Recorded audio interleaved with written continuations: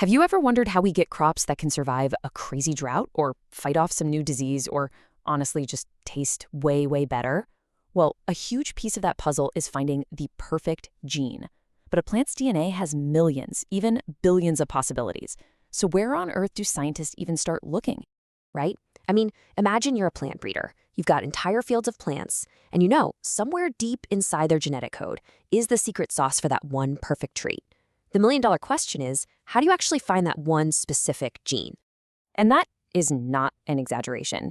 We are talking about a truly massive haystack here. A plant's genome can have billions of DNA base pairs. That's like trying to find one specific person by looking through a phone book for the entire planet. Sifting through all that is a monumental task. But what if you had a map? And that's exactly where this incredible technology comes into play. You can think of molecular markers as like these little glowing signposts along the super long, winding highway of a plant's DNA. They don't show you the gene itself, but they point you exactly where you need to pull over and look.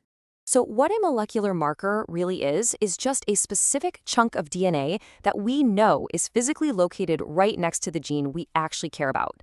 And because it's baked right into the plant's genetic code, it's an incredibly stable landmark. It doesn't care about the weather or the soil or anything in the environment. And it's there from day one when the plant is just a tiny seed. Now, of course, not all markers are created equal. The perfect marker, the one scientists are always dreaming of, has a few key properties. You want it to have lots of variations. You want it to be super reproducible, and you definitely want it to be cheap and easy to use. But maybe the most important thing, as we're about to see, is that it's codominant, meaning it can tell you exactly what genetic info a plant got from each of its parents. This whole wish list is kind of the gold standard. Okay, so to find these markers, scientists have this whole toolkit of different techniques. We're going to look at three of the big ones: RAPD, SSR, and AFLP. You can think of them as a fast scout, a high-precision specialist, and a full-on investigative team. First up is RAPID. Think of this one as the quick and dirty scout you send out to get a rough lay of the land. The full name is Random Amplified Polymorphic DNA, and that word random is the key to understanding it. So the process for RAPD is pretty simple. You take a DNA sample, and you add in a short, totally random piece of DNA called a primer.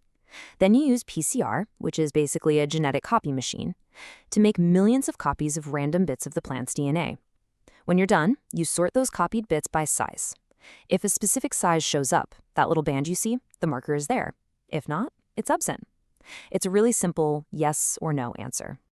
And the beauty of RAPID is that it's super fast. It's cheap, and you don't have to know anything at all about the plant's DNA sequence to get started. But here's the catch. It's not very reproducible. Tiny little changes in the lab can give you completely different results. It's kind of like that scout who's fast, but sometimes comes back with the map drawn upside down. All right, so let's move on to our next tool, SSR. If RAPID was the scout, SSR is like calling in a specialist for a high-stakes job.